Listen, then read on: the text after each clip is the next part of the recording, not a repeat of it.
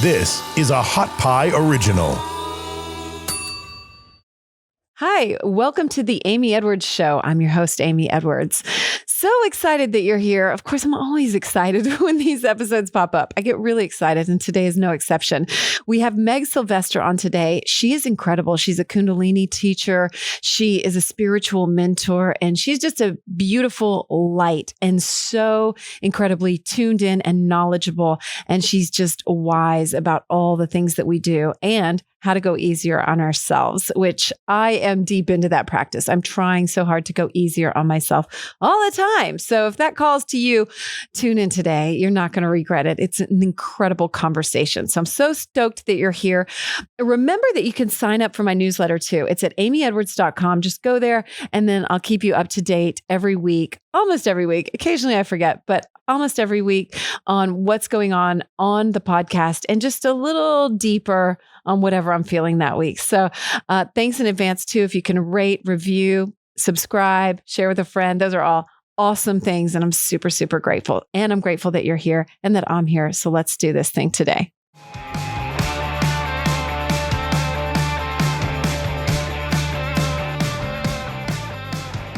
Hi, welcome. Going easier on yourself. It sounds kind of like a pipe dream sometimes. I feel like sometimes there's this weird thing like, no, I need to be harder on myself, but we really don't. Like I don't want to be harder on the people that I love. And if I really love myself, why can't I go easier on myself? So that's just been what's coming up for me. And I feel like it tags on to last week. Because last week, I kind of challenged you, or not kind of, I did challenge you to when you're falling asleep at night, just instead of being hard on yourself or instead of repeating just a bunch of bullshit negativity or negativity that you feel is valid, neither one, maybe it doesn't feel like bullshit, and just pushing all that aside and instead just saying, I love you, Amy, or insert name here.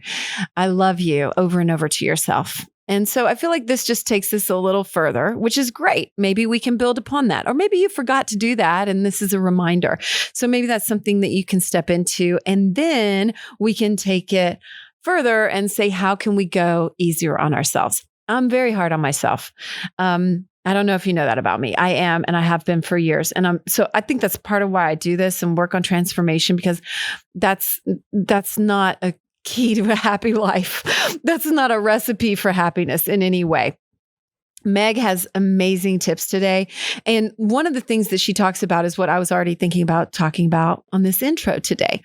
Let me just back up though and just say, how am I hard on myself? Well, I'm going to get into that in the conversation with her today, but just pick anything. And I'm pretty hard on myself. And I've worked really hard in shifting a lot of that. A good one is parenting, because I think that we can really be like, I'm never doing it right. I'm always fucking up. How am I fucking my kids up in a whole new way? And you just think you're not doing enough as a mother. Like, oh, I didn't sign them up for extracurricular activities like every other mother does and hustles their ass off and somehow pulls off a lot. Props to all the moms that do that. I'm not the one. I've never been the homeroom mom. And I have just made peace with that. I'm like, you know what? That's not my life. I'm going to show up for the parties. I'm going to do my best.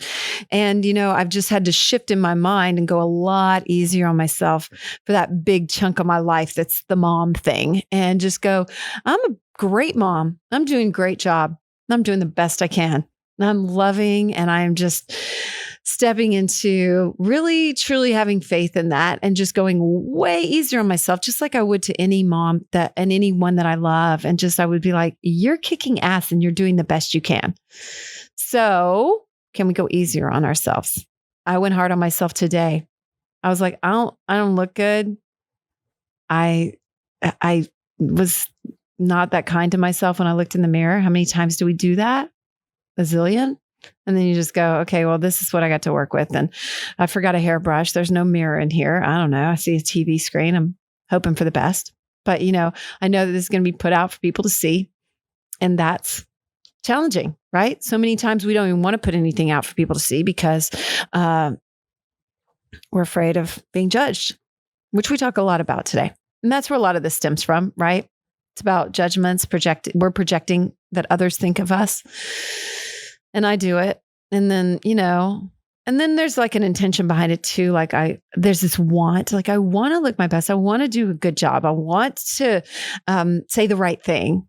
I want to be a good mom. I want to give them a good life. I want. That comes from a lack mindset. I worked on that a week ago on my Instagram live meditation that I do every Wednesday at 9 a.m. And, I just worked on this releasing want because that's this lack mindset. And it's not presence in the moment, and it's not gratitude for where we are right now. It's living outside the moment. It's that anxiety of the future or depression from the past, not this appreciation of this beautiful moment right now, which is fucking awesome. Right? Here we are together. And it's a beautiful thing. I was talking to my partner the other day, and he was talking about something somebody did to him. And he, he wasn't as hard on the situation because it was him. And I said, if somebody did that to me, you would lose your mind. And he was like, you're right. And then he sat with that for a second. He was like, you're right. And how many times do we not step outside ourselves and really see the situation for what it is? Maybe it's the way we're treated, and we are too hard on ourselves and doubting ourselves and questioning like, oh, how should I treat that person back? When if we can step outside ourselves a little bit, then we're going to go a lot easier on ourselves, not harder on ourselves. Like, once he saw it in that perspective, he wasn't like, oh man, did I treat him wrong or anything? He saw it from a third person, and he was like, holy shit, that was wrong, the way that person treated me. And I was like, yeah, I see it. Why don't you? And so I think that the challenge this week, when we're talking about taking that, I love you, Amy, a little step further, is to step outside yourself. And Meg talks about this. She kind of says it in a different way, which I found really interesting today. And I'm going to apply that to myself. So you'll hear that in the conversation later. But can we develop this practice of going easier on ourselves and saying what we would say to a friend, right? And just really giving ourselves that perspective. What would I say to a friend? What would I say to my daughter or my son? What would I say to my brother or sister or my mom or dad or just someone I love? What would I say to them? Every moment matters. Last week, we were talking about grief, and this just came up for me in this moment. And I talked about how I was going to call my friend whose husband had died, who was my good friend Yates.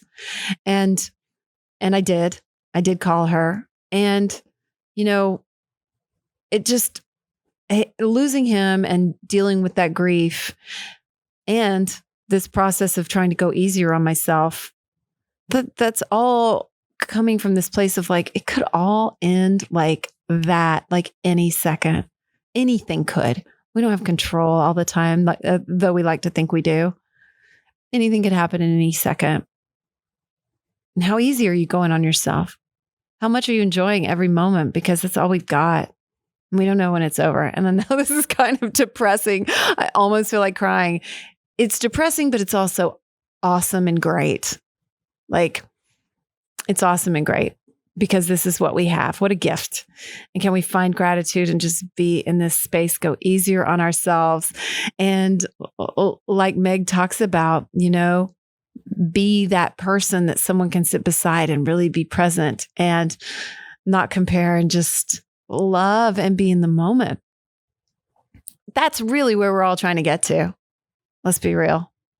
Like, yeah, the goals are great and all that, but at the end of the day and at the end of our life and on our deathbed, yeah, I guess the goals are good. I guess you can look up at the trophies or the awards or the money or the gorgeousness around you if you're living in some posh circumstance. But really, it's about happy moments. It's about happiness and love, 100%. So can we develop that practice and just allow that peace and happiness in this moment and know that we're okay? And we can start to embody that best version of ourselves, right? That king, that queen, that goddess, that God, whatever that is for you. once you do that, we're stepping not only into a kinder way of being, but also like a set of habits that serve that embodiment. Does that sound complicated? I hope not. We'll delve more into that soon. But right now, we're going to get into the conversation with Meg Sylvester. Meg is such a star, and I mean that in the most glowing way. She is such an incredible light. And speaking of grief, we don't really touch on this today, but she lost her father last year and has had to go through her own grieving process. And as we go in today, she talks a little bit about what that has looked like for her. And so, that's a part of our lives no matter what. And so, I don't know, it just kind of fits in with what I was just saying. So something to think about. And you can find her at megsylvester.com. She's also on Instagram. She has a fantastic Instagram. Highly recommend following her. It's at Megan Sylvester, Meghan Sylvester on Instagram. So let's jump into our conversation with Meg and tune back in at the end. Don't forget that you can connect with me and get my newsletter. You just simply have to go to amyedwards.com. So stoked you're here. Let's all go easier on ourselves and do it with Meg. So first things first, we gotta light some Palo Santo and set an intention, which I know you're here for, Meg. I've had the same Palo Santo for a while and it's a little slow to light, but it's my favorite smell. Yeah, you know what? I feel like you, because you were just, as we sat down, saying you feel like you're not getting enough sleep. Mm-hmm. You feel like you are rushed a little bit. Like, I mean, because it's not just you saying, you close down a little bit and then you're opening back up. Like everybody. Like everything. And it's okay to do that. It is okay to do that. It is okay to do that. But you said you opened back up and then the floodgates open and now you feel a little frazzled, right? Yeah. And, it's just like where I am in my life. And I just have to keep telling myself, like, you asked for all of this. It's all amazing. Focus on like what you get to do instead of like the lack. However, know that this is going to end. Now, like at the rate I'm going, it's not sustainable, you know. But it's a great burst of energy for. But it will end. And it will end. And I sometimes do the flip of that. Like I'll be like, wow, my texts are very quiet today, or nothing's going on. And I'm like, remember to enjoy this. Right. That's not going to last forever either because we're constantly creating and trying to get there. And I think just like sitting and slowing down, I always try to sit and slow a little bit before we get started. And so thank you for that. And just like I had a moment just like walking back in here when you were already sitting down, or just like I was connecting with my intention and just trying to slow down. And I like to just remind people of that a lot in here. Like we're filling ourselves with content. We're doing stuff all the time. And I just like to remind people to slow down because even you've got to integrate. You have to. There's got to be an integration, even like in yoga. So, oftentimes we go into one asana and then we're like, okay, what's next? And as a teacher, I'm always thinking about that. Yoga is terrible, but I try to be there. Let's integrate. So, if I cue students to go from something really dynamic and then now let's get really still. The fidgets and that like, wait a second, like, is this working? Like, I'm just sitting here. How is this working? Like, is this supporting me? Is this doing what I need to do? I'm just sitting here. And it's like the rebound, the rest is just as integral. It's just as important. It's just as necessary, for our growth, for our expansion, the stillness and quiet. And, it's necessary. And I think our culture, promotes and celebrates, action and movement. And it's like a what's next culture. And what's next. Yeah. And we don't do such a great job. I do feel like the conversation is opening up and shifting to celebrate rest. And maybe it's just because we live in this world, but it seems to, I don't know. Are we just paying attention to it more? Right. Or is it really and after happening? The pandemic, and people realizing, oh my God, like there is a different way to do things, and it can be a little bit slower. And wow, the world like is still here. It's a little different. Yeah. But still here. And we go easier on each other. And I just find that like because of COVID, we all have a little more ease within like, oh, you're sick, you're not feeling well. Okay. Yeah. Work from home, do what you've got to do. Right. Take care of your shit. And this facade of like perfectionism. So, my husband, is a CEO of a company, and he's always on like, Zoom calls and or before pandemic, it was not Zoom calls. It was like professional conference calls, and then the pandemic hit, and, I had a baby last May, and my husband would be holding Happy, our son, on his hip and like showing him off to like, big companies, big executives of companies. And, they're just so much more accepting. And it's like, look, we're all people. We're all just people. Like, let's take this mask of perfectionism and like that we're robots just like fulfilling or, filling a role. We're multifaceted beings that are complex in nature. We have a range of emotions, and it should be okay to show up as our whole self and not just this like impossible standard of always being on, always looking, put together. And it's exhausting. Yeah, we do it to ourselves. We do. I do it to myself. Yeah. And like, I know nobody else is doing it to me. They're doing it. They're busy doing it to themselves. Mm-hmm. And that's really kind of when I was sitting with this episode today, I was like, what do we really like? What's a big theme that I'm feeling and that she's about? And it was about how to go easier on yourself, Mm-hmm. and just going back into your story a little bit, I know you were corporate and you transitioned out of that. You transformed your whole life because you saw the negative effects. I know that's on your website. And I just think that's a really good story of transformation because it's really scary for a lot of people. Yeah. Yeah, it was. So I was in the corporate world, and the job I was doing was a really beautiful job. I loved the people that I worked with. So I was doing good work, but I knew on a deep level that it was not my work. There was this. How did you know that on a deep level? I have you just always didn't feel it, or I have always been. Since I can remember, someone who was like obsessed with this idea of purpose and like fulfilling mine always.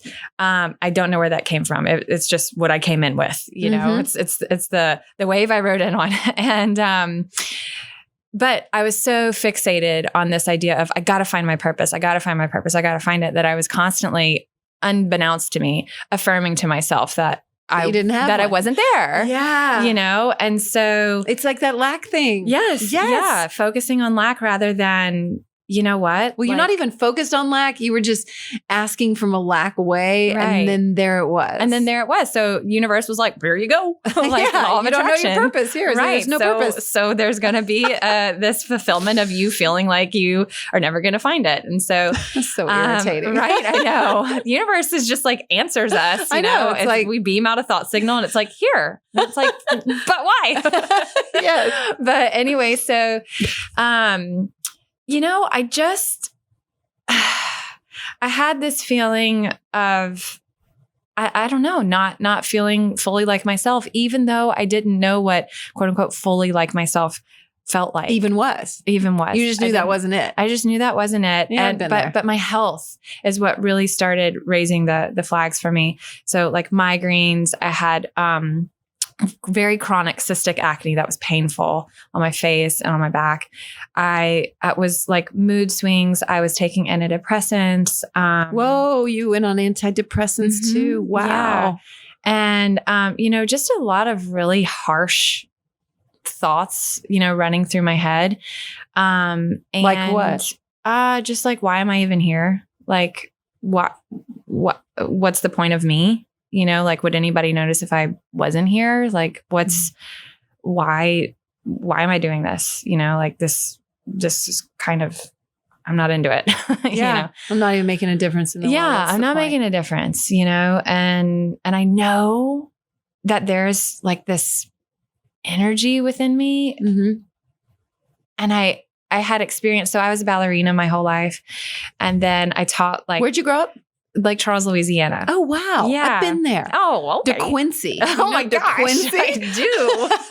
I had a friend who lived there. And I think I've only been there like once, and it's like on the, it's small. Yeah. It's like one stoplight. Yes. But anyway, I always knew that I loved, tapping into like something where my mind could just go. Cause when I danced, it was like, it just came through naturally. It's like a meditative experience. It is. A lot of things like that are, whether it's sports or even acting or whatever it is that gets you out of your head. It's creating. It is. Because I was creating movement with my body, you know, and when we open up to that source of creation, to that energy of creation, we're tapped into a higher power. You know, even if we don't believe it, even if we don't know it, we are. That is the nature of God. Yeah. Creator. And creation. We are creators. Yeah. And we all create in different ways, you know, and every single way is just as valid and just as important. But our culture celebrates creativity, like in the arts, acting, singing, dancing. And then if we have a talent that is not like something that you can be famous for, we don't even recognize them as talents. So like holding space for a large group, like that is a talent. Holding space for one person as they go very deep into their subconscious, that is a beautiful talent, you know? And so we're all given these like, you know, abilities to open ourselves up to be a channel of light, you know? Absolutely. I was just reading something about, somebody was writing about like, oh, I hate when people say something for creators or whatever. And they were like, we're all creators all the time. All the time. We're all creating our reality with our thoughts all the time. All the time. We're constantly creating. That one's, I'm getting there. I'm putting it out there. Yes, we are. So anyway, so I had, you know, I knew this feeling of being tapped in, you know, just from previous experiences in childhood and, you know, when I was speaking to groups and in college and things like that and taking on leadership roles, it's just feeling of like, I don't know what I just said or what I just did, but it was really good. And I don't know where it came from, you know? But not having the language yet to put around that, you know? And so anyway, I was familiar with this feeling and I stopped feeling it for a really long time. And then my health started declining. Went to all of these doctors. Forget about it or? Yeah, just kind of, you know, like. Just go through the motions. Fizzled out. Yeah, just going through the motions, waking up, going to work, 9 to 5, coming home, cleaning up, you know, going back to bed. Do it all again. Doing it again, you know, and just things. So my health, you know, it's a common phrase, the universe shakes you to awake you, right? And so my health, I was being shaken. No, I've never even heard that. I don't know how I missed that one, but I like it. Okay. I wish I could take credit for it. I'm going to give you credit right now. In my mind, you're the only one that's ever said it. So, you know, I was shaken and I was continuously giving my power away because I was going to doctors, Western doctors, and they were all just telling me the same thing. Like, you're fine. Just take this medicine. You know, it's going to be fine. And so I would take the medicine. I was like, I'm not fine, you know? And then finally I was given a book all about just like eating and the food mood connection and how what we eat impacts how we feel. And, you know, it sounds like common sense, but I was like, oh my God, you know? And so I started integrating the wisdom of this book, which was Grain Brain by Dr. David Perlmutter. And slowly but surely, like my symptoms started like fading away. And it was the first time, at least the first time that I can remember, that I actually felt a sense of, like I had some sort of power in my life, you know, like I could actually make conscious decisions that impacted me on a mental, physical, emotional level. Up until then, it was always like, I have to depend on somebody to give me the thing that's going to help me move forward. The boss, the doctor, the teacher. I need to wait to be validated by somebody else before. Or just life in general. Like what's coming my way. Yeah. And then with this book, as simple as it is, I just from empowering myself by eating differently, I started seeing changes in my life. And it was like that woke something up in me. So my awakening happened. It was catalyzed by a shift in my physical, you know, and becoming embodied. You know, embodied simply means bringing your spirit into the body instead of just being, you know, here, there, and everywhere. And so I became embodied and just had to start sharing. And the more I shared, the more I was like, I think I need to do this like for real, like as my job. And I was, you know, I was driving a Mercedes, wearing the fancy shoes, carrying the beautiful handbag. You know, my salary afforded me to be able to do that kind of thing. And my kids are in school, have mortgage, all of that kind of stuff. And it just felt crazy. Like, wait, I'm going to leave this that, you know, I'm fine in, like, I'm doing really well. I'm succeeding in this job and in this role, but there's this urgency, this calling that I just can't ignore. And yeah, so I spoke with my husband and we kind of like laid out this plan, and he was in full support. That's lucky, because It's lucky. I think, I guess lucky. I don't know if that's the right word to use. I mean, I think we all call in partners to teach us lessons or support us. Well, him supporting me in that way was teaching me a lesson of saying you at your essence and what you truly want to do is worthy and valid. And I needed particularly a man in my life to say that to me, you know, that like the feminine of what you want to do, of helping others and it not being purely about money, is worthy and valid, you know, just because of my life circumstances. Like that was a big, healing moment for me. Why I'm into this masculine and feminine thing right now. Yeah. Like, I think that's going on too. Like I feel that in the collective. So wait, why are you acknowledging that you needed a man to say that? Like you just needed the because masculine, it was a wound that came from another man in my life. Really? Of just like, these are the things that are worthy. Right. This makes you worthy. This makes you if worthy. You have this kind of job and you're driving this car and you're showing the world. Yes. Look at these things that I have. And ultimately, I didn't need another man to validate that for me. I could have validated it myself. And I do every day now. Yes. Consciously. Sure. But that's was a good the catalyst. distinction. You know, that was the catalyst for where I was in my life that I needed to hear. You know, I believe, would I have empowered myself, you know, without hearing that? Yes. I probably just would have taken a little longer. Yeah. But yeah, so, you know, he supported me in that, which I do realize is a really beautiful thing. And not everybody has a partner that would be like, go for it. Right. You know?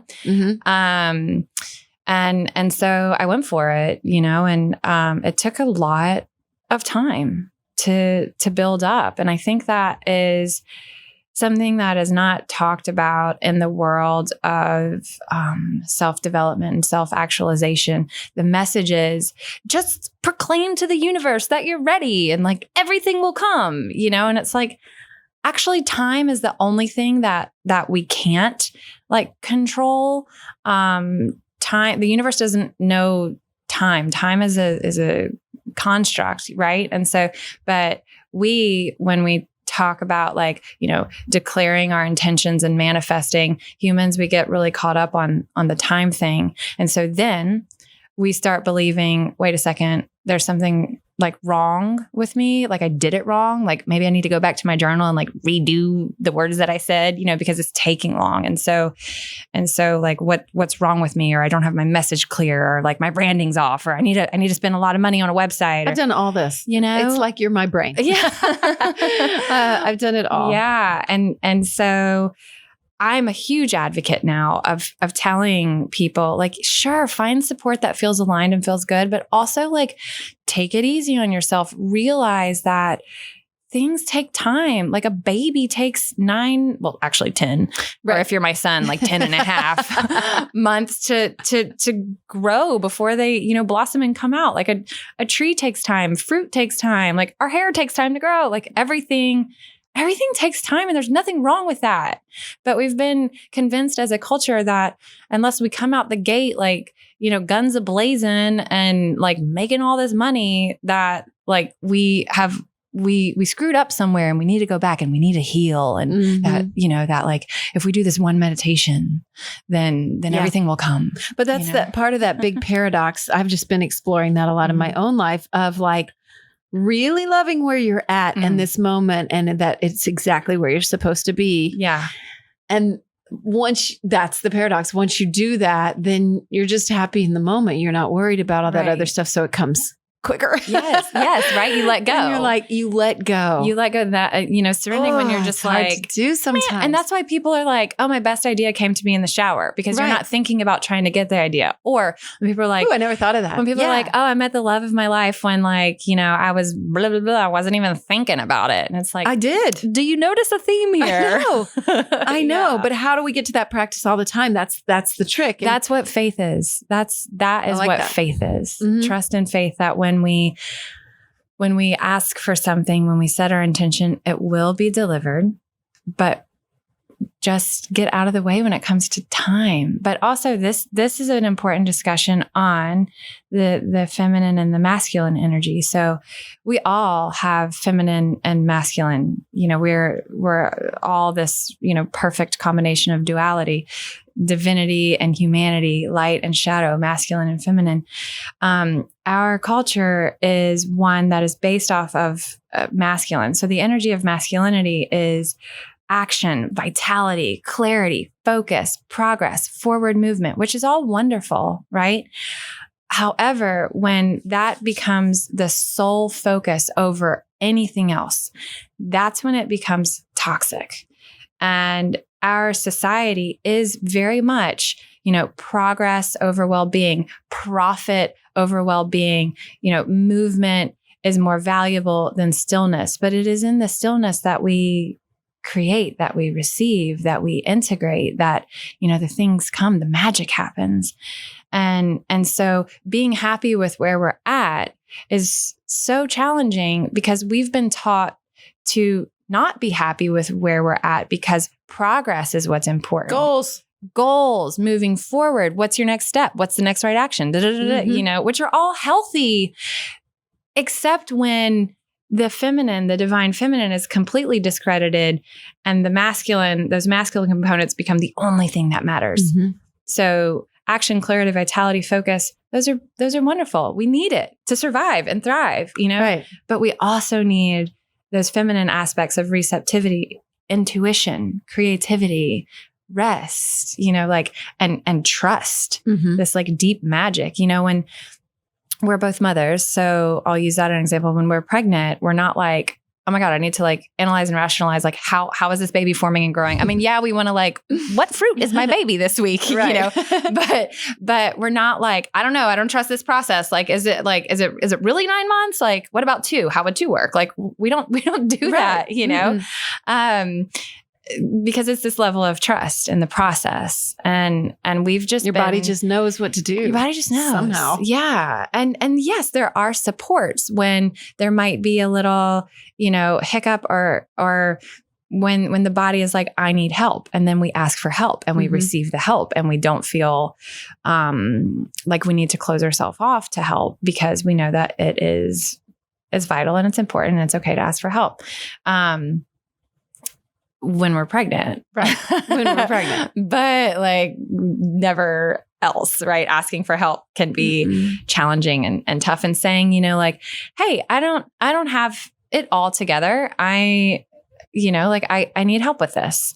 And coming out and being vulnerable and saying that is, it's so healing. And it's well, that's part of that vulnerability thing mm-hmm. that it's about stepping into that without any shame and mm-hmm. just being okay with it. And that's mm-hmm. where your strength can lie mm-hmm. in that mm-hmm. vulnerability. Mm-hmm. And I'm really deep into this masculine and feminine thing right now. I'm in this focus group right now called Fit for Service. And mm-hmm. That's all we're studying this year. Beautiful. And feminine is coming first. But I feel like it's just been this overarching theme in my life mm-hmm. to get to this place of allowing and just sitting. And for me, there's also been an opening up of I don't have to chase. Okay. Mm-hmm. Here's what I sat with in my meditation today. I don't have to chase any love. And that one's been easier for me to grasp. Mm-hmm. Sit with my own love. It's abundant. It's never ending. And I don't have to worry. Everything's taken care of. It's all coming. Right. But then I look at it from an abundance perspective, and that's much more difficult because I feel like I have to do something mm-hmm. and I'm much harder on myself mm-hmm. in that way. And I'm why can't I get that perspective? If you can get it with one thing, Why can't I get it with the other things? Why do we get those blocks around it? Why can't we just relax into it? Do you have tactics around that? Yeah. I mean, so when you look at your life, it's made of different facets, love and relationships, your health, your wealth, and there are facets of our life where we have proof points that of achieving the state that feels good to us. And then there are facets in our life where it's like, proof points. This is where I'm struggling, but we all have proof points of like, wow, like, yes, I am capable of feeling like this because look, it's right here, in this area of my life. Yeah. But we all have our stories. We all came in also with our natal chart, the stars being where they are, our planets being where they are. And that really, our birth chart is so much more than like your sun sign, is just so much of it. And when my God, I tried to read Channy Nicholas. Oh my gosh. Yeah. It got so complicated. It's complicated, but it is like a guide, and there are like some of us come in with a wound around career. Some of us come in with a wound. And when I say wound, it's like where the planets are and how they're lined. I'm not an astrologer, but I've studied, like I've had enough readings to be like, okay, my wound is in career. Like I know this. And so first of all, we all come in and it's just kind of accepting and embracing, like, it's okay that this area is a little bit more challenging for me. It doesn't mean that I am wrong or broken or, screwing up. It just means I need to learn how to soften in this area. But then we also have, our life experiences that, tell us you're worthy of love, but not so much of money, or whatever your story is. Well, that's one of mine. Yeah. And so it's a great one. Yeah. Right. Right. Get on those neural pathways. It's really fun. Go right down that hill again. Yeah. There's so many studies done, even simply just sitting with a feeling for 90 seconds, can help your body not only to identify specific feelings, but also it helps it to like dissolve the energy of that feeling within your body. So I sometimes recommend like find a song that really pulls at your heartstrings. That's at least 90 seconds, which is pretty easy to find, and just sit with it and like let those feelings come up. I do that all the time. See, you are your own healer. Thank God. Another really, really cool tactic is what is it? Silently talking about yourself in third person. Yeah. So when you're triggered, instead of being like, God, I really screwed up, or I look terrible, I look super fat, or whatever your word is that triggers you. And instead of like catching yourself like, oh, I just did that. Be like, Meg she's doing the best she can. Meg did a really good job with that. Meg is, and talking about yourself from the third person silently in a very compassionate and kind way. And this helps to rewire your neurocircuitry. Because self-talk, I mean, our words paint our worlds. Self-talk is so important when it comes to shifting your mindset. And when you shift your mindset, you shift your experiences. And then ultimately you shift so much that you are in a new experience and in a new reality. So honestly, just like monitoring your self-talk, and that I really like that third person. I don't really do that exactly. I'm going to start. Yeah. I like that. I like that tip. And it can be like a micro moment, Oh, sure. It doesn't have to be this like, let me sit down and like light the incense and Om Shanti for, whatever. It can be like you're driving in the car and you have a thought, you're scrolling social media and you have a thought about, whatever.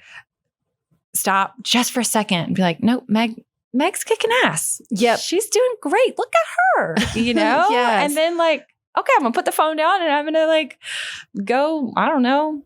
Because that's what we would do to someone we love, and you touched on like fat. And so you had a post the other day about, maybe it was just like don't know, it was just the other day, but you're wearing white today. I noticed. And then it was about wearing white workout clothes. Which Yes. I don't. Yes. Because my ass looks lumpy. And, I am resistant towards saying things like this. Yes. Because we're painting it as a picture that's not like good. Right. Yeah. Right. But we don't have to, like lumpy butt, the word fat, those don't have to be bad. We've just learned. We've attached these like a meanings. negative, but like, let's dismantle that, like fat doesn't mean bad.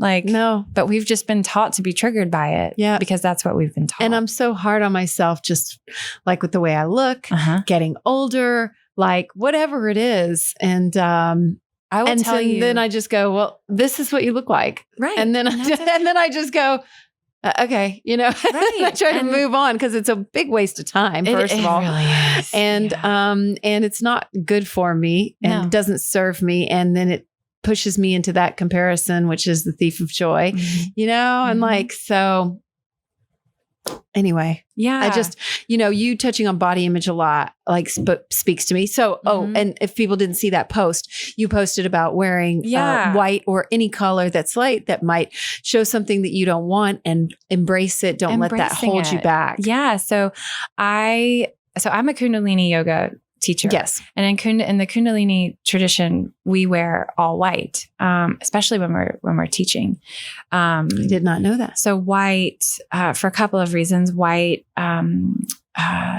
it amplifies your electromagnetic field, your aura, at least 1 foot. So when you wear white, it expands your radiance, supporting you and truly becoming a magnet, for things that uplift and expand.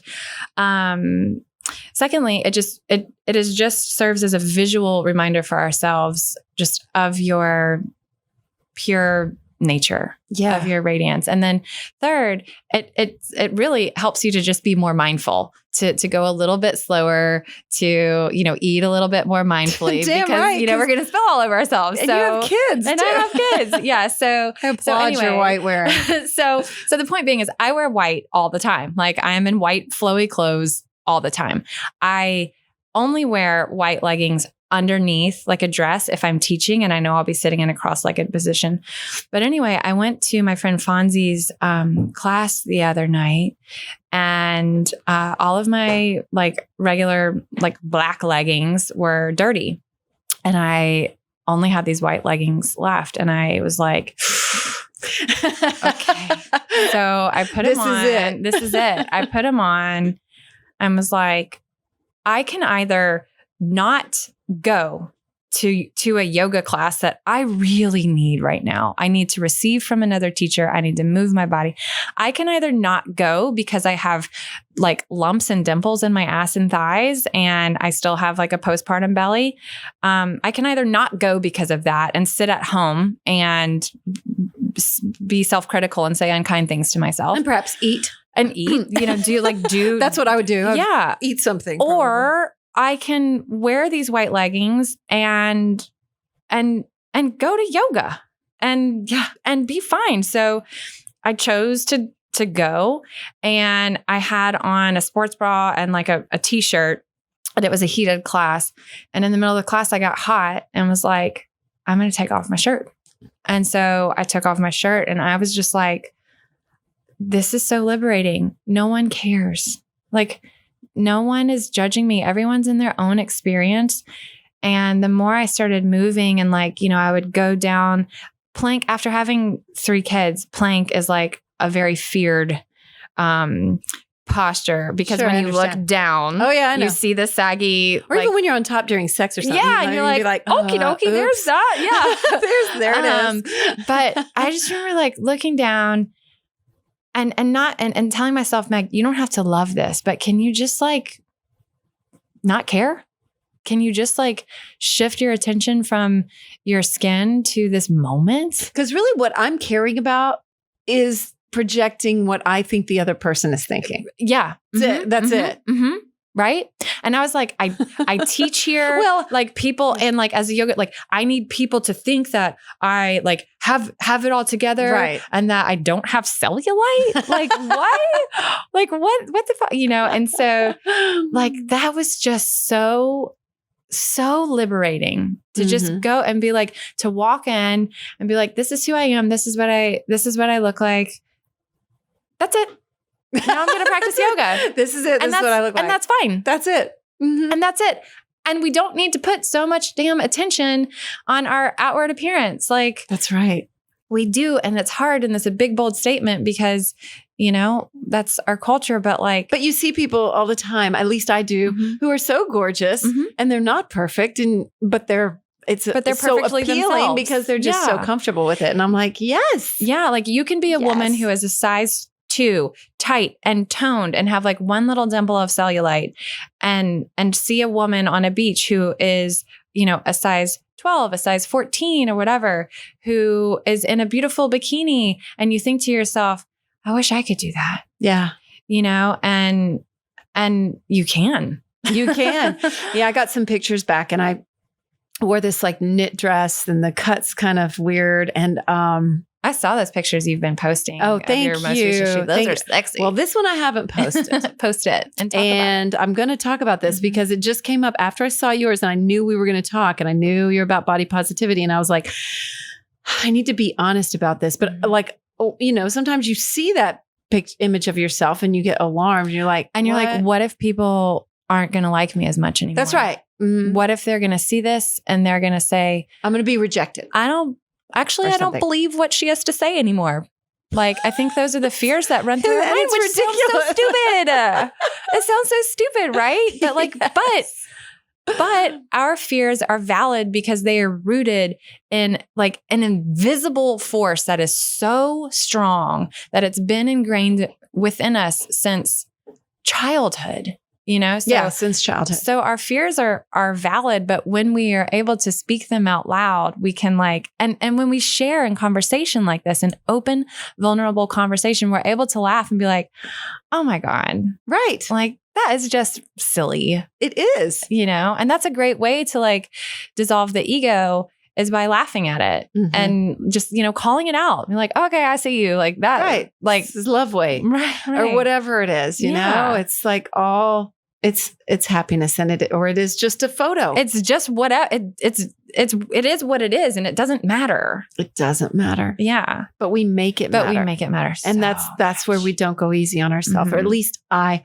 fucking don't. And I'm getting a lot better about it. And I'm trying to put this out there. That's why we're having these conversations, because I want other people to hear it and go easier on themselves. And then hopefully it just and then we go going. Easier on each other. And then we go easier on each other. And then the judgments that we make against ourselves and others. When I say judgment, I don't just mean in the negative aspect. When you look at someone and say, damn, she looks great, that's a judgment. And so I think we've been taught that judgment is only if it's negative, but looking at something and then making a judgment about it, either positive or negative, is a judgment. Yeah. And usually they're not rooted in any sort of reality because, maybe you'll look at someone and think they've really got it together. Right.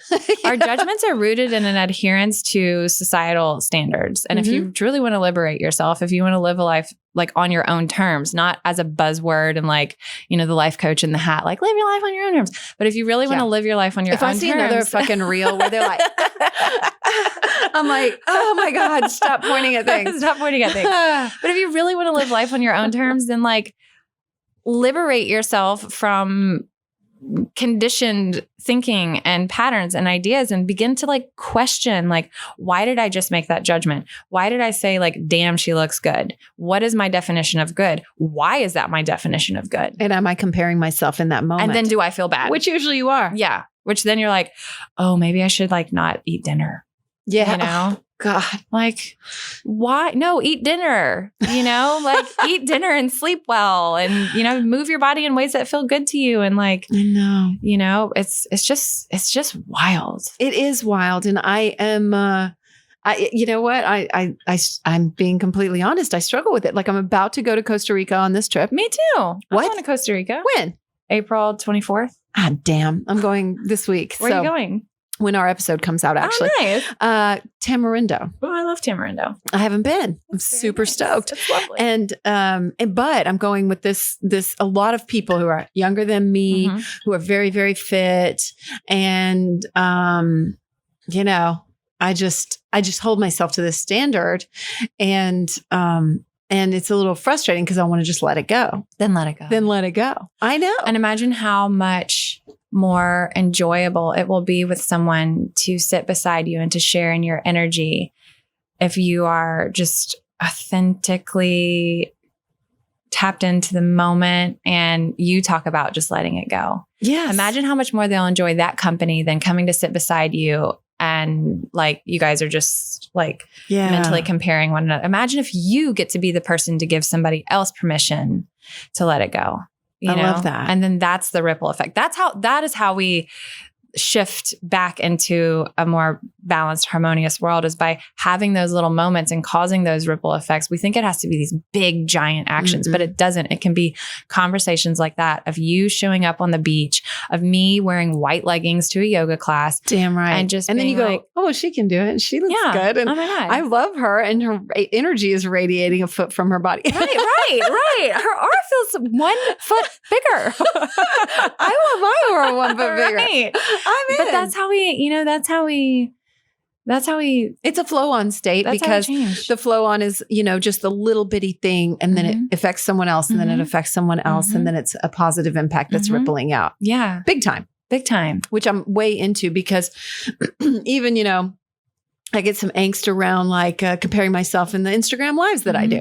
And you didn't know this was going to be a personal therapy session today, but sometimes these are. No, I'm just kidding. But, I just, I'll hold myself to a little bit of a standard. And like, I got distracted a couple weeks ago because I did have a moment when I noticed that there were 0 people at one point, and I was like, well, fuck. And, it distracted me. But it's about, showing up and maybe that one person. And I actually saw someone the next day, and she was like, I loved your meditation. It meant so much to me. I watched it, later in the airport or whatever. And I was like, thank you. Yeah. And it was just, and she was like, those matter to me. You're so easy about it. Like you said earlier, it doesn't have to be, it doesn't have to be all precious. Right. Yeah. I don't want them to be all precious. I want it to be like, okay, I have a few minutes This right is now. real life. Or maybe you don't even have a few minutes, but you're like, I need to slow down. Yeah. Take 5 minutes. It's Right. okay. And so, it's those little things. And we can sell them real short, especially on social media, because then we compare, and I'll go look at other people's Instagram lives, and I'm like, well, they have a ton of followers and not many people are watching. So that makes me feel better. Right. Or, or vice versa. And you just got to let that shit go. Well, and like when you think about that, think about how much we base our worth and our value off of numbers. So the weight, I know, the number on the scale, masculine, the number on our too. pants, Yes, the number of followers that we have, the number of likes, views, all that. It's all numbers. It's all numbers. Yeah. And imagine, like, just ask yourself throughout the day, like, can I take my attention off of our income? Like it's all numbers. It's all numbers. Like, what would it feel like if I took the attention off of a number and put it on a feeling? And that's a shift from explain that more deeply. Like, instead of being worried about how many viewers, how many people are watching, the number of people are watching. Yeah. How do I feel doing this right now? How do I feel? Yeah. How do I feel? Like, just tuning into your heart and to this moment. How do I feel? Yes. Instead of like taking the focus out and putting it on the validation of the numbers, or like when you're thinking about your physical body, instead of judging yourself off of how much do I weigh? Do I deserve to be happy today because I weigh less than I did tomorrow? Or am I going to convince myself that I'm going to have a shitty day today because I weigh more than I did yesterday, and instead of, I've done all that. Yeah, me too. And instead of that, just like wake up and like, how do I feel? Like, how do I feel? How do I want to feel? Yeah. Somebody was telling me that about the aura ring. I was like, oh, you've got one. We were talking about it. And he was like, sometimes I think I've slept really well. And then I go look at my aura ring, and it's like, you didn't sleep well at all. And then he's you're like, damn, oh, now no, I'm tired. I feel terrible. Yeah. And so, same kind of concept, but I love that because I'm with someone who is about feeling and all that. So, but he pays attention to numbers, and I don't know if it's a more masculine thing or what, but he does. Well, and it's okay sometimes, if there's and a I just balance. go, honey, I don't have those numbers, Right? You know, like, I don't know. Am I still valid to okay? you? Yeah, is that okay? And he's like, of course. But you know, in society, our society puts so much value on those that, you know, we can't deny that exists. Right. Yeah. But it's important to not let it rule you. Exactly. And that's when you're balanced, when both hold equal weight. And also when you're tapped into this idea of like, well, I don't know, just because I know, because it feels good, then just go with that instead of like, well, let me pull up some analytics and then make a decision from there. You know, it's like, no, just if you're tapped into that feminine energy of intuition and deep knowingness, then just go with it. And you don't owe anybody a justification. You don't owe anybody an explanation. Like your intuition is your own and you don't have to justify it or validate your intuition. Yeah. And it was a really good lesson for me, that Instagram live one, when she said that. And Selah, thank you, Selah. And I got that lesson, and I realized that today when I did mine, we're recording this on Wednesday. I didn't even look at how many people were there. I didn't even look. And isn't that great? And you know what? It's just those little practice lessons that we need all the time to remember. They do become second nature. I know that, but I had that experience today where, and after she told me that, and I was like, remember why you're doing this. Exactly. It's because you love doing it, and you don't care if it's one person, if it's no people, if it's somebody 2 months from now that stumbles upon it and is like, that just helped me in some way that I needed, you know? And that you know what, bringing it back to the beginning here, I felt like I was rushing a little bit coming in here today, and I feel like my week's been a little rushed. And, you know, I just sat there outside for a second, and I was just like, I'm just going to take a breath and trust that whatever we need to say is going to be said, you know? Yeah. And I'm going to listen and trust. It's going to, and trust. So the slowing down, trust, tapping into just creative intuition and knowingness, that is tapping into your divine feminine energy. Do you have to like help your husband with that? Like, where do you find men on that?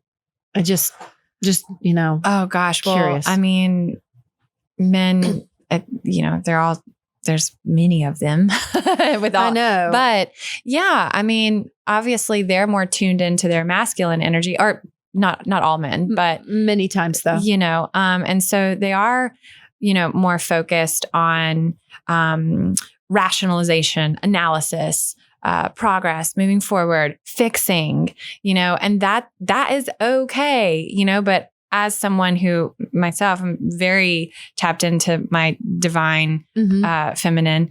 And I fall out of it quite often, but I'm able, when I tell him how I'm feeling, you know, just purely based off of, hey, that makes me feel like this. And, you know, and then he can sit down and like, we can have like a really well-rounded, you know, conversation. And I've had to tell him to, or ask him to please stop asking me about numbers, you know, whether it be the money I made or, you know, how many people or this or that, when he really just wants to know, like that's exciting for him to hear. It's coming from a genuine space. But for me, it can be triggering because then I feel like I shift into this like defensive mode and like needing to prove like, me too. It was worthy. It was worth it. Like, right. But why are you asking me this? Because now it's making everything feel like not sacred anymore. Yeah. And so just to have those open conversations, you know, and knowing that it's okay for a man to stand in his masculine, you know, divine masculine power, but also to have an appreciation. So, you know, I think, I remember one time my husband told me that, when he was little, he was afraid to sing because he thought it was just for girls. Oh. And, he's a musician, you know, but that just goes to show like how deeply ingrained these notions are of like, you know, expression of the the creative, through your voice, is seen as feminine, for some reason. But like he plays the drums, so like banging on the drums, that's, most drummers are men, and so it's just interesting to see how the whole thing plays out. But, I don't think we should like shame a man for, putting emphasis on numbers, but absolutely. But to also, say, hey, also this feeling of intuition, that's just as important, so it's working with one another and calling each other out in a kind and compassionate way and saying, hey, but this is also valid. This is also worthy. And where you're coming from is valid and worthy too. And let's figure out how we can, bring a balance to this conversation. Yeah. And obviously it's usually not done. And those words, right? Like, honey, how can we bring balance to this conversation? I know. I like that you brought up fixing too, because I think as moms, we can get just flipping that around to women. Men tend toward fixing and having that masculine energy around it. And we get really caught up in that as women and moms, and just backing off. Like that's one lesson that I've had in the as I dated the last 3 years. That was a really interesting one, because I think like in my marriages I was doing that and trying to fix and rather than just backing off. And there's another trust, there's another faith in there. There's letting go of this trying to fix and make it right, because you're not even sitting in the space. Right. Because that's a trauma response, and we're just constantly trying to fix and fix and fix. It's a trauma response. Because our lack of trust has been taken away at some point or another, and so we have to take control and fix. Because trusting the natural process is difficult and challenging, and rightfully so if you have been through a traumatic, situation, circumstance, relationship experience. But your healing is your responsibility, so learning when, okay, am I in fixing mode? And I saw a post recently, and I'm not going to say it right, but it was something to the extent of, my husband and I started asking, like, is this a situation, like, do I need fixing or do I just need comforting? I saw the same thing. You read my mind. Like, I saw something and it was just like asking that, what do you want What do you want? What do you need? What do you want? And just that, even asking yourself that within your mind, like, do I really need to fix or do I just need to feel comforted? I think that's, I like to pose gut check questions to myself. Ooh, I like that. So just kind of writing like, okay, what can my gut check questions be as I'm working on this, or healing through this or moving through this? And what like, have you had any today? I haven't had time. My son has been like, blah, blah, blah. How old are your kids? 11, 6, and then 11 months. Yeah. Wow. Yeah. So he'll be 11 months on the 10th. But yeah, I mean, the other day, I was talking about the full moon and how we set all of these intentions on the full moon, and or if you do practice, with the energy of the moon. Oh yeah, you do all these like ceremonies and rituals, and then it's like the next day, and you're like, okay, back to business. Normal. But it's like, no, like give yourself some gut check questions to make sure that you're staying on the path of your intention. Yeah. Like a good gut check question. Am I chasing? Is this in the energy of chasing, or am I allowing? Like, what does this feel like in my body right now? So, does this serve support? Am I expanding or am I contracting? And you can get like even way more grounded, way more granular than that. But just kind of posing yourself gut check questions can really help to just, again, I'm all about those like micro moments, I guess maybe because my time is so, with 3 kids and having a business and teaching classes. So you have to fit it in where you can, and you should. Yeah. I don't have like 3 hours to like sit and meditate in the morning. Me either. I don't have that. And that's okay. That's where I am in my life. When I have those moments, it's like such a deeper sense of gratitude. So like when I go to Costa Rica or on vacation and I have that time, it's decadent. It's decadent. Yeah. Yes. But micro moments can be just as powerful, I agree. And that's part of practice too, is like you can slip into those easier when you just start cultivating it. Yeah. Yeah. And then those moments, those gut check questions, you ask yourself enough, and then your mind just shifts into your intention, but it, sometimes it can be, we need to do a little more work than just like, I did a full moon ceremony and now everything's fine. You know? Like sometimes we need to put a little more intention. Well, I know life moves fast, and it's about that practice of coming back to it for me anyway, and not forgetting, trying to remember. And there was one more thing that I wanted to talk about too today. And that was, I was really curious because I've talked a lot about plant medicines, on the show. I'm pretty open about it. And you said that you had some ayahuasca experiences where nothing happened. And I was kind of curious about that. A couple actually. A couple where I, you go and you have your first drink or whatever. Yeah. And then some ceremonies, they'll do like a second call. Yeah. And like, by the time they do second call, I'm like, completely with it. Like nothing's happening. How many times have you done ayahuasca? 18. Wow. 18. Okay. So which numbers were these?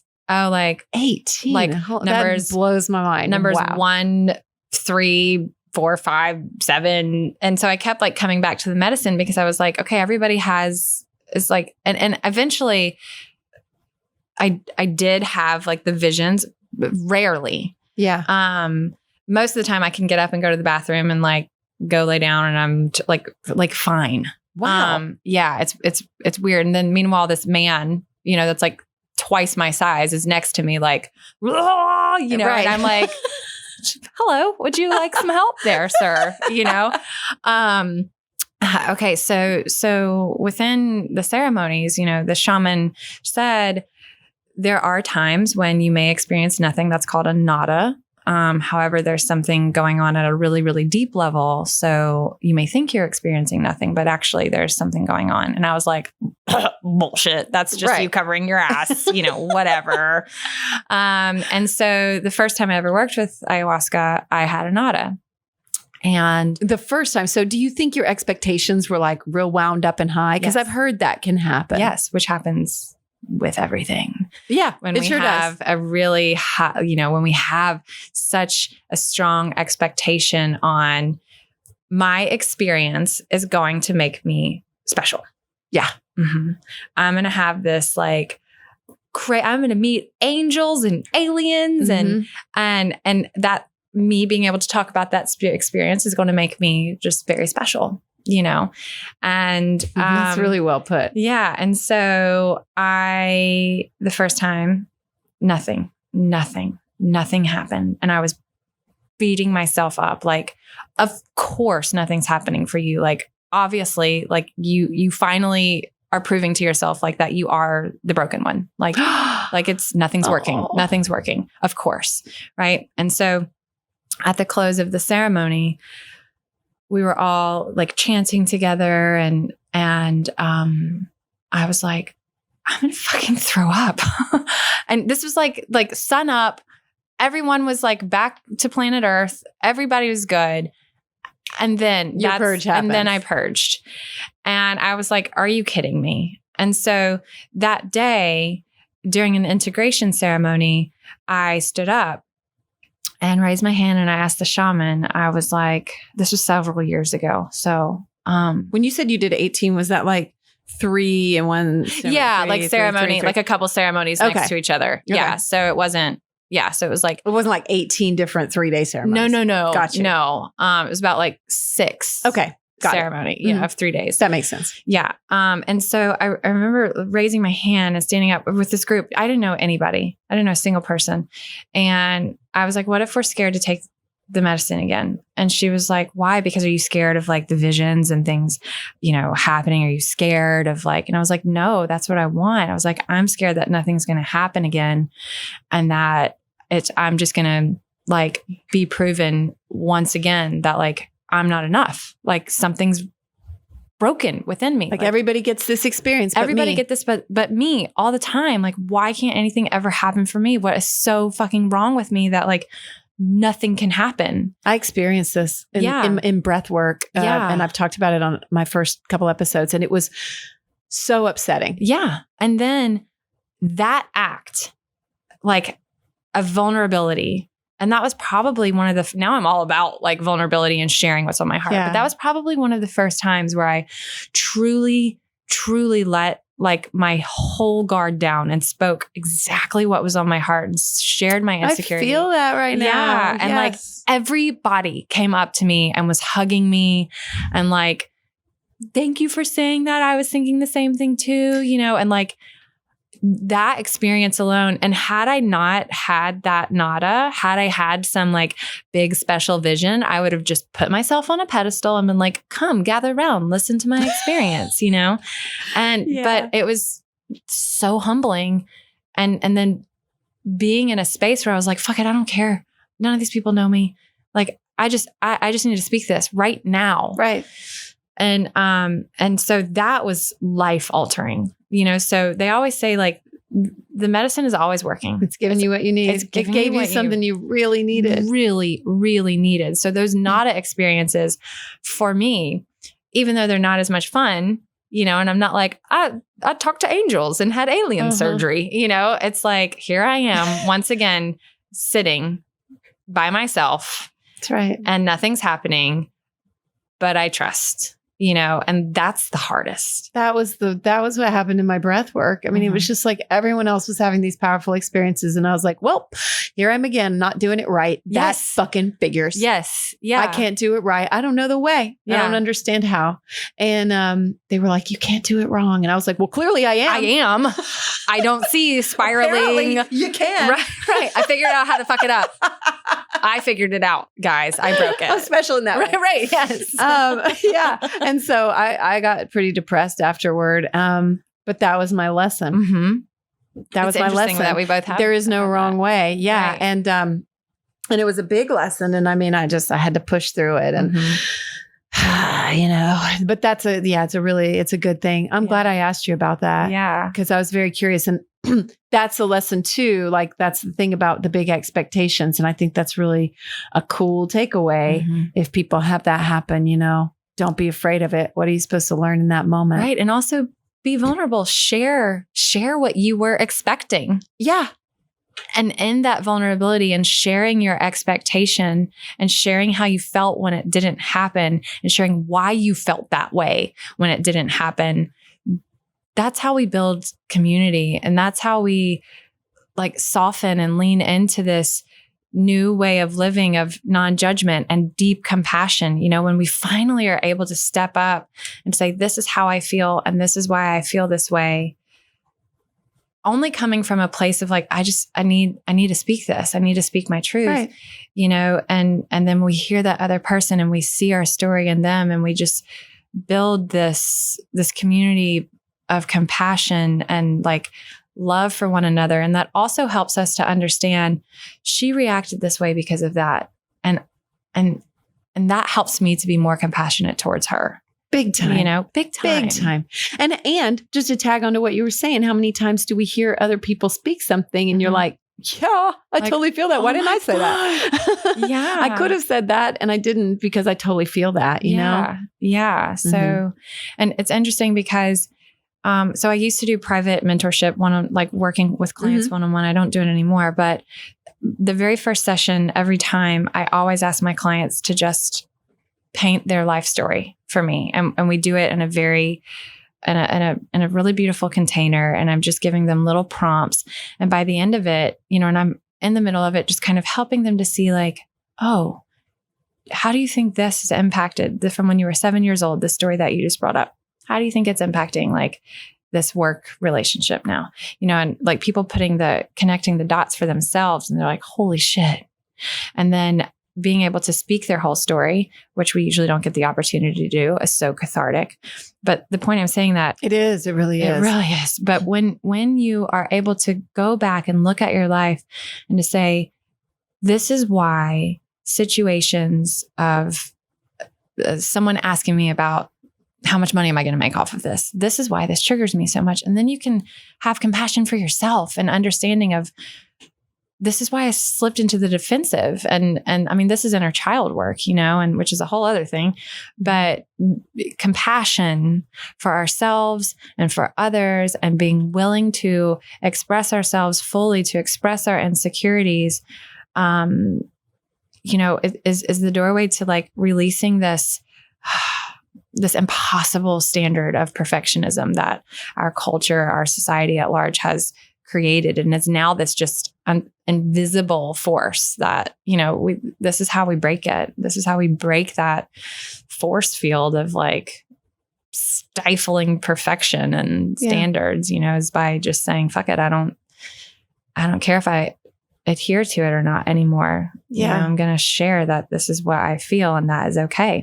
So I'm going to share that picture. Yes, please do. I'm going to. It scares me a little bit, but what am I scared of? Right.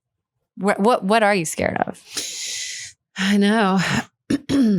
People just popping on there to see who I am. And then I'm like, oh, she looks gross or something, And then what? And then what? And then they don't like me. And then what? And then, yeah. And then what? Right. And then our fears are rooted in like nothing. And then what? And then what? And then what? I love doing shit. Yeah, like right. You're so like, right. Oh. What's at the root of that? And then they don't love me? Or I don't even maybe know that. someone will pop in to check you out and be like, oh my God, this is so refreshing. I needed this so much. She just made me feel so better instead of feeling triggered and that I'm not enough. Yep. Or that could happen. Because so many of those happen. Because that happens all the time. Okay, she's perfect. Right. Awesome. Right. Happy for you. That's so good. Hot girl. Well, I feel like we're probably at a stopping point. It's been a little over an hour. Oh my God, has it? Yeah, I know. Whoa. It flew. And I just wondered if there's anything you want to, I feel like what you just said was so beautiful and powerful, but is there anything else that you feel called to share or want to share before we go, or maybe something we missed, anything like that, or even something you want to reiterate? I just want everybody out there to know that, like, to trust your intuition, to know that you are worthy no matter your outward appearance. You're just inherently worthy simply because you are. You're worthy in rest, you're worthy in action, you're worthy in it all. So the more you can like deeply, truly believe that, or commit to yourself that you will practice believing it. Yeah. We're all just playing the hand we were dealt. Right. Just practice believing in yourself and see where that goes. And just try it. I've been talking about this, like an experiment. Yeah. Just call it an experiment. Just try it for a month. What the hell? Have you tried it before? Maybe not. Right. Like, I am enough exactly as I am. I am worthy of being seen exactly as I am. I am worthy of expressing my gifts and exploring. So yeah, just practice that believing in yourself and see where life takes you. We allow the negative so much. Why not just try allowing the positive? Yeah. Just try allowing that beautiful space. Just see what happens. And treating yourself well. Just see what happens with, get curious and excited and just see what happens. And if you don't like it, then go back to being self-critical. That's right. It's always available. It's always there. It is. It's not going anywhere. Not going anywhere. You are just a force of light and beauty. And Thank you. I am so Likewise. happy to know you. Likewise. I'm happy that we connected. Thank you just for staying open to that and agreeing to come on here today and have a conversation with me, because I feel like it's just putting out so much more good into the world. Thank you. As Thanks you for are. having me. 100%. So thank you. It helped me immensely. And I know it's going to help numerous other people. Well, thank you. You're such a beautiful soul. Thank you, Meg. Really appreciate it. Oh, and I will put links up everywhere. Don't worry. And of course, you're found at megsylvester.com. Spelled just like it sounds. And then your Instagram is Megan, Meghan. Yes. Sylvester. Meg Sylvester was taken all those years ago. So now you guys know my full name. That's right. Which Megan is so hard to spell. There's like a gazillion different iterations. There are.